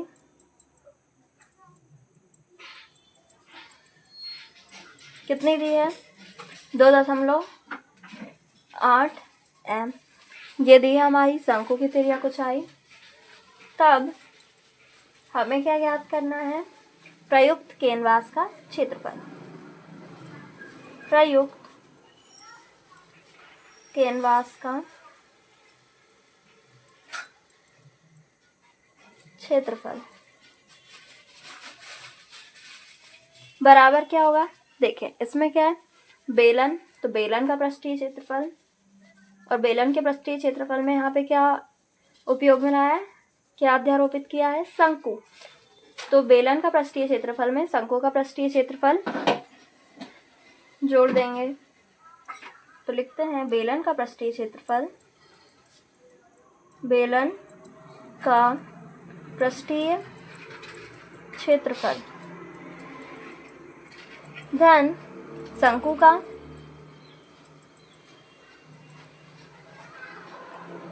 ये दोनों का वक्र पृष्ठीय क्षेत्रफल है। ठीक है, संपूर्ण पृष्ठीय क्षेत्रफल नहीं है। शंकु का पृष्ठीय क्षेत्रफल बराबर बेलन का वक्र पृष्ठीय क्षेत्रफल 2πrh धन शंकु का वक्र पृष्ठीय क्षेत्रफल क्या होता है πrl। दोनों में से क्या कॉमन है πr कॉमन है, तो πr को बाहर निकाल लेते हैं πr। तो यहाँ पे क्या बच गया 2h धन यहाँ पे πr निकला तो l बच गया। पाई का मान 22/7। r का मान क्या है बेलन का त्रिज्या 2, यहाँ लिख दिया 2 ब्रैकेट में 2। h का मान क्या है, ये बेलन के लिए बेलन की ऊंचाई कितनी है 2.1, तो गुणा हो जाएगा गुणित 2.1 धन l क्या है शंकु की तिर्यक ऊंचाई। शंकु की तिर्यक ऊंचाई कितनी है 2.8, तो ये आ गया 2.8। 22 में 2 का गुणा होगा तो क्या जाएगा 44/7 ब्रैकेट में 2 में 1 का गुणा होगा 2 एकम 2 दशमलव 2 दूनी 4 धन 2.8। तो हम नेक्स्ट पेज में लिखते हैं 44/7 बराबर 44/7 और ब्रैकेट में क्या है 4.2 धन 2.8, 4.2 धन 2.8, तो 44/7 गुणित 2 में 8 जुड़ेगा 8 और 2 10 का 0, हाथ आया 1 दशमलव का दशमलव, 1 में 2 जोड़ेंगे तो 3 और 4 7, 4 3 7 हो जाएगा। तो ये 7.0 मतलब 7 ही है, 7 से 7 कट जाएगा तो क्या जाएगा 44। क्षेत्रफल है तो वर्ग मीटर में आ जाएगा। तो शंकु नहीं प्रयुक्त कैनवास का क्षेत्रफल क्या आ गया हमारा 44 वर्ग मीटर। अब हम प्रश्न को आगे पढ़ते हैं। साथ ही ₹500 प्रति वर्ग मीटर ₹500 प्रति वर्ग मीटर की दर से इसमें प्रयुक्त कैनवास की लागत ज्ञात कीजिए। ध्यान दीजिए कि तंबू के आधार को कैनवास से नहीं ढका जाता है। तो हमें क्या करना है, अब ₹500 प्रति वर्ग मीटर की दर से प्रयुक्त कैनवास की लागत ज्ञात करना है। तो लागत ज्ञात कर कैनवास की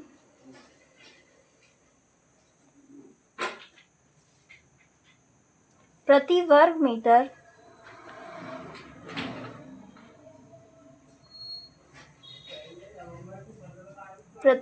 मीटर की लागत कितनी है, ₹500 है। कैनवास की प्रति वर्ग मीटर की लागत ₹500 है और कैनवास का क्षेत्रफल कितना है, 44 वर्ग मीटर। तो हमें क्या करना होगा, कैनवास की लागत ज्ञात करने के लिए क्या करना होगा,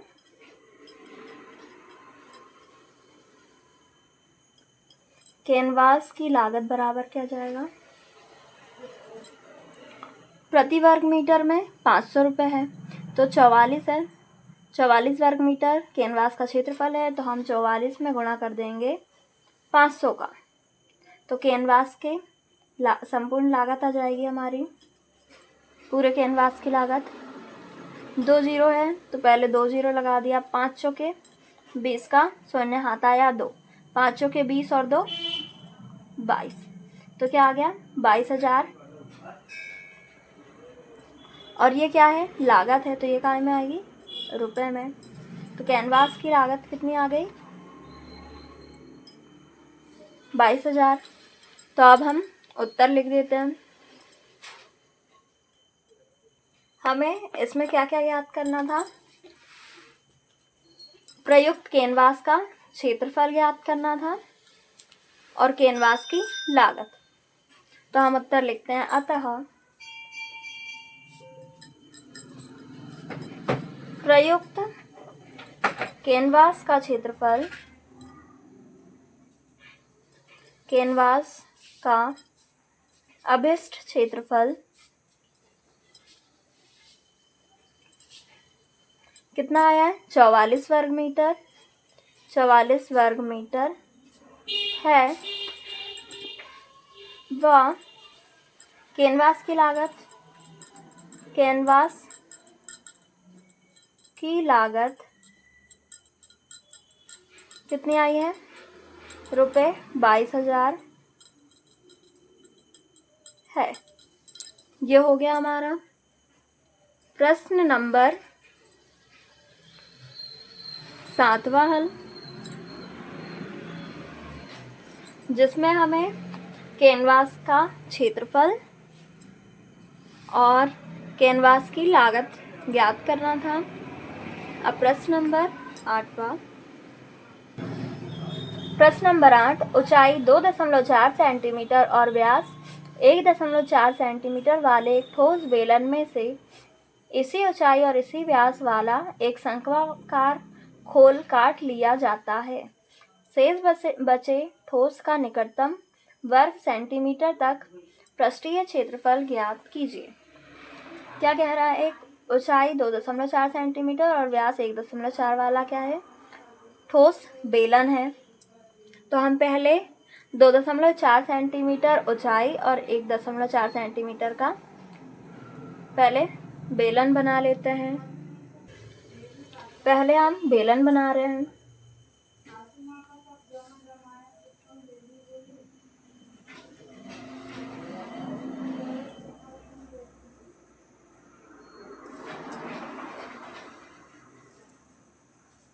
ये बन गया हमारा बेलन,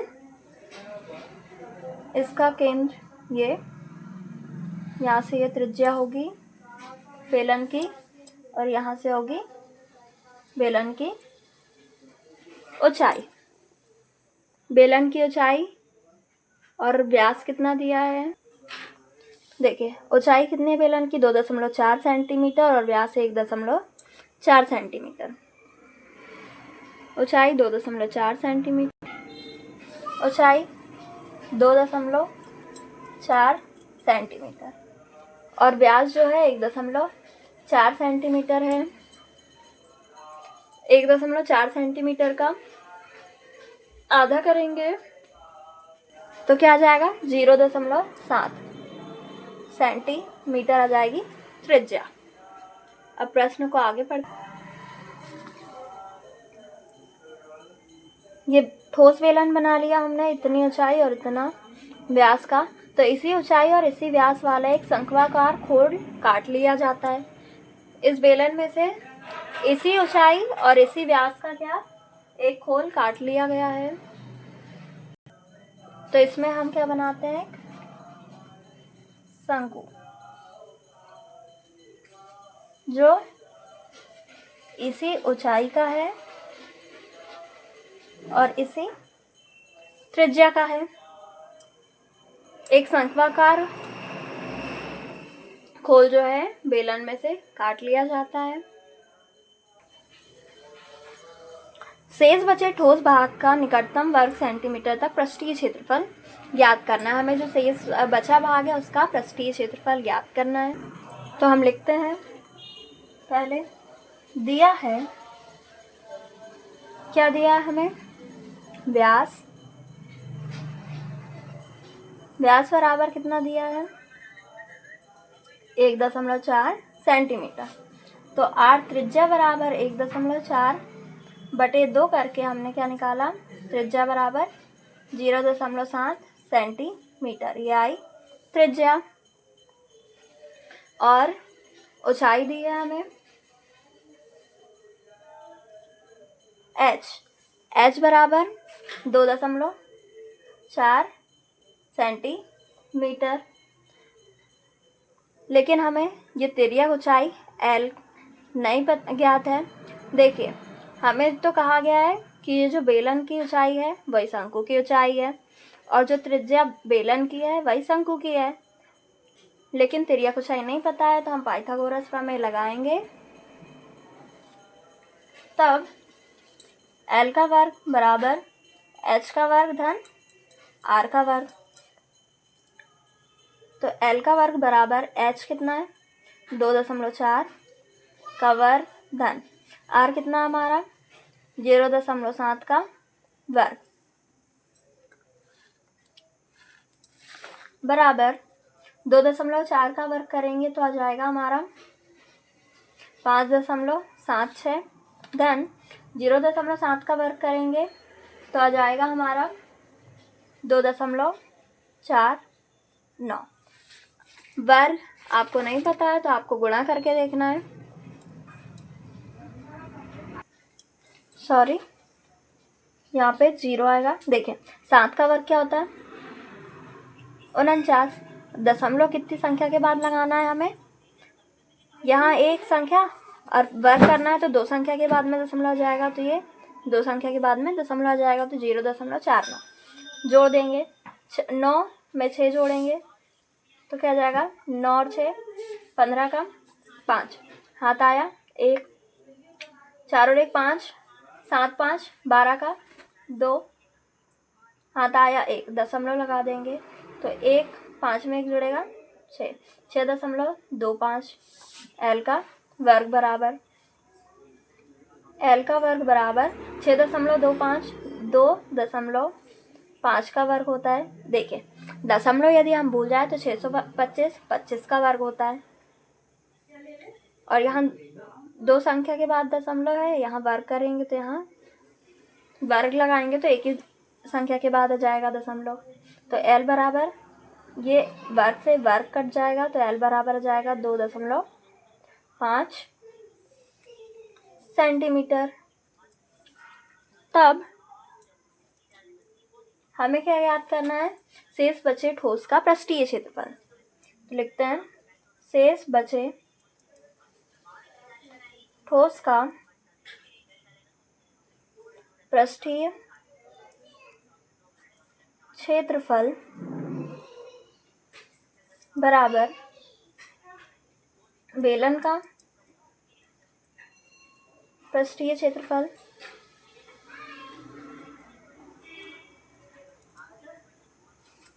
देखिए, हमने आपको पहले ही बताया था कि जब हम किसी, जैसे हमने माना कि मिट्टी का बेलन है, उसमें से हमने शंक्वाकार उसमें खुदाई किए, गड्ढा किया और उतना मिट्टी निकाल दिए, तो उसमें क्या होगा, आयतन कम होगा और क्षेत्रफल क्या होगा, क्षेत्रफल हमेशा बढ़ेगा। तो हम क्या करेंगे, बेलन का पृष्ठीय क्षेत्रफल में शंकु का पृष्ठीय क्षेत्रफल जोड़ेंगे।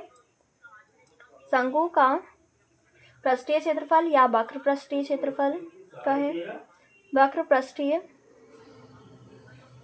क्षेत्रफल, और इसमें जुड़ जाएगा हमारा वृत्त का क्षेत्रफल, धन वृत्त का क्षेत्रफल।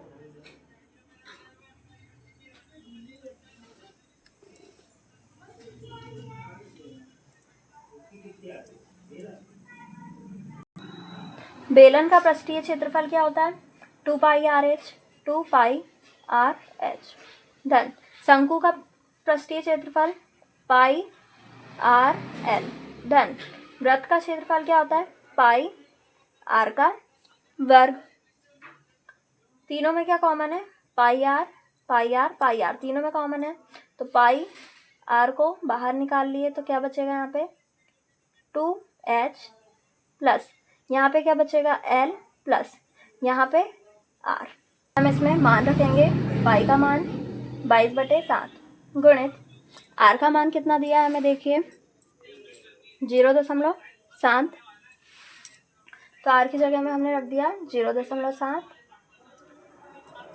2 गुणित h का मान देखिए कितना है 2.4, तो h की जगह में रख दिया हमने 2.4, धन l का मान कितना है हमारा 2.5, तो l की जगह में 2.5, धन r कितना है 0.7, r का मान कितना है 0.7, 22/7 गुणित 0.7 को क्या लिखेंगे हम, दशमलव हटाएंगे तो क्या आ जाएगा 7/10। 2 में 2 का गुणा करेंगे, 2.4 में 2 चौके 8, 2 दूनी 4, धन 2.5, धन 0.7, 7 से 7 कट जाएगा, 2 से काटेंगे, 2 पंचे 10, 2 एक कम 2, 2 एक कम 2, तो क्या आ गया 11/5, और यहाँ पे जोड़ेंगे 7 5 12, 12 में 8 जोड़ेंगे तो 20 का 0, हाथ आया 2 दशमलव का दशमलव, 0 में 2 जोड़ेंगे तो 2, 2 और 2 4, 4 में 4 जोड़ेंगे तो 8, क्या आ जाएगा 11/5 गुणित 8.0 मतलब कि 8, तो 11 में 8 का गुणा होगा तो 11 8 88/5, तो 5 का भाग देंगे 88 में, 5 एकम 5 बचेगा 3, पाना साना 35 बचेगा 3, तो दशमलव लगा के 30 हो जाएगा, 5 छक्के 30। यह हमें क्या पृष्ठीय क्षेत्रफल ज्ञात करना था, तो ये काय में आ जाएगा हमारा वर्ग सेंटीमीटर में। तो हम उत्तर लिख देते हैं, ये शेष बचे ठोस भाग का पृष्ठीय क्षेत्रफल ज्ञात किया, तो हम लिखते हैं अतः शेष बचे ठोस का पृष्ठीय क्षेत्रफल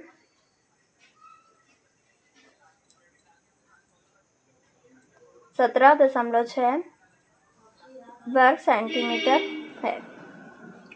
ये हो गया हमारा प्रश्न नंबर 8वां हल। प्रश्न नंबर 8वां हल हो गया हमारा।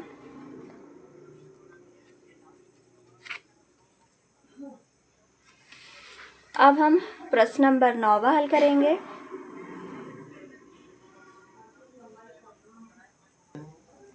प्रश्न नंबर 9, लकड़ी के एक ठोस बेलन के प्रत्येक सिरे पर एक अर्धगोला खोदकर निकालते हुए एक वस्तु बनाई गई है। देखिए, ये एक ठोस बेलन था, इसके प्रत्येक सिरे मतलब दोनों सिरे से अर्धगोला खोदकर निकाला गया है और एक वस्तु बनाई गई है जो कि आकृति में हमने देखा अभी।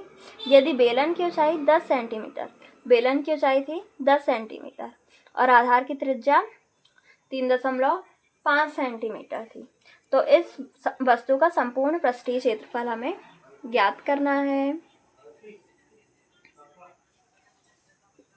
देखिए हमें क्या दिया है, बेलन की ऊंचाई दी है 10 सेंटीमीटर और त्रिज्या दी है। तो हम लिखते हैं दिया है, क्या दिया है, बेलन की ऊंचाई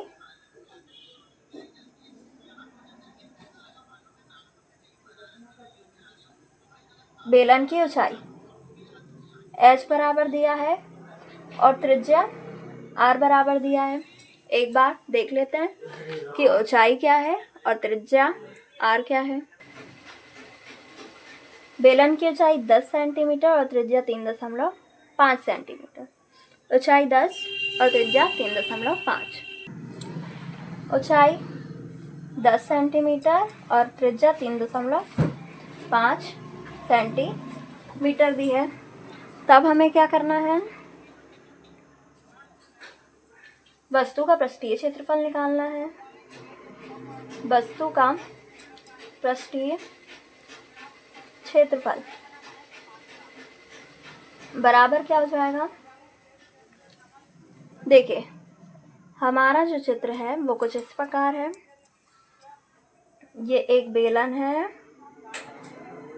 और इसमें खोदकर, ये पहले बना हमारा बेलन और इसमें खोदकर यहाँ से भी अर्धगोला निकाला गया और यहाँ से भी अर्धगोला निकाला गया है। तो हमें अब जो वस्तु बनी है उसका पृष्ठीय क्षेत्रफल बताना है। तो पृष्ठीय क्षेत्रफल निकालेंगे तो क्या, बेलन का वक्र पृष्ठीय क्षेत्रफल और उसमें क्या जुड़ेगा, 2 अर्धगोले का वक्र पृष्ठीय क्षेत्रफल। तो हम लिखते हैं बेलन का पृष्ठीय क्षेत्रफल या वक्र पृष्ठीय क्षेत्रफल धन 2 गुणित अर्धगोले का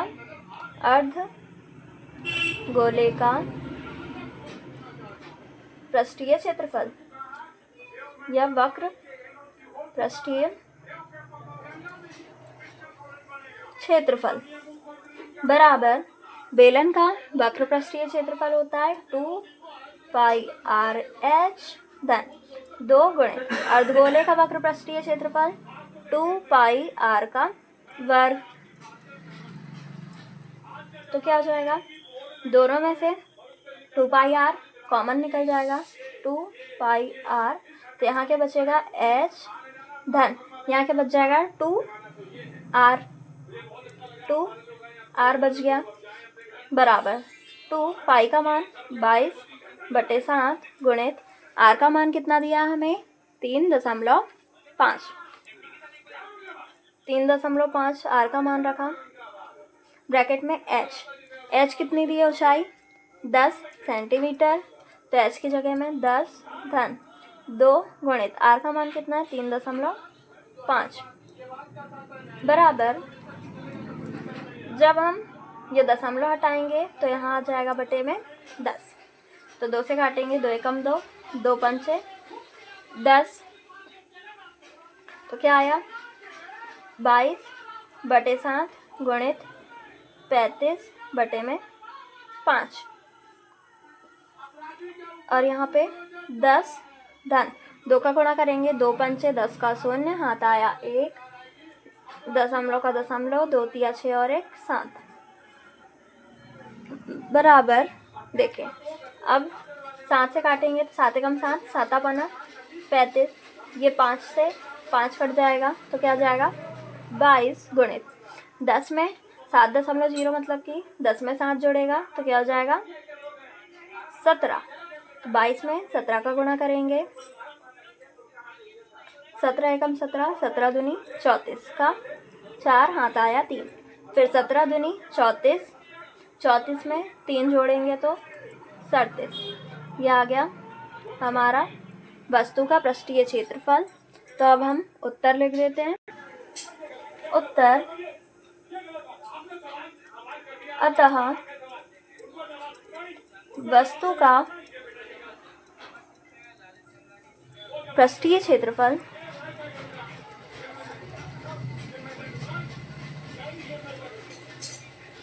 क्या है? 374 वर्ग सेंटीमीटर है। ये हो गया हमारा प्रश्न नंबर 9 हल और हो गई हमारी प्रश्नावली 12.1 पूरी सॉल्व। बच्चों, आपको यदि ये वीडियो पसंद आया हो तो लाइक करें, शेयर करें और सब्सक्राइब करना बिल्कुल ना भूलें। Thank you for watching.